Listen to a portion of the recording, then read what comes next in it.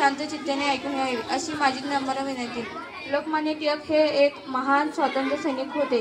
त्यांचा जन्म 23 जुलै 1856 रोजी महाराष्ट्रातील रत्नागिरी जिल्ह्यातील चिखली येथे झाला।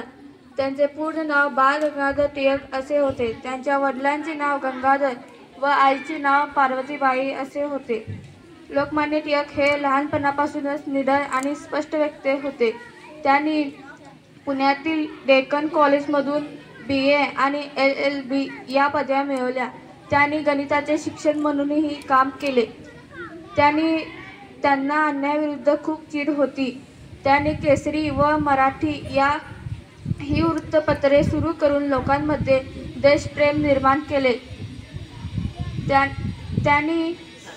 त्यांनी सार्वजनिक गणेश उत्सव आणि शिवजयंती सुरू केली, जेणेकरून लोक एकत्र येतील आणि राष्ट्रभक्ती वाढेल।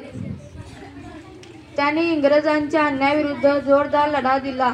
त्यांनी स्वराज हा माझा जन्मसिद्ध अधिकार आहे आणि तो मी मिळवणारच अशी जबरदस्त घोषणा त्यांनी केली। त्यांनी स्वराज्याची मागणी केली। त्यांना अनेकदा तुरुंगवासही भोगाव्या लागल्या।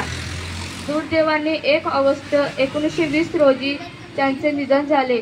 लोकमान्य टिळक हे एक खरे देशभक्त होते। त्यांचे कार्य आणि विचार आजही आपल्याला प्रेरणा देतात। एवढे बोलून मी माझी भाषण संपवते। जय हिंद, जय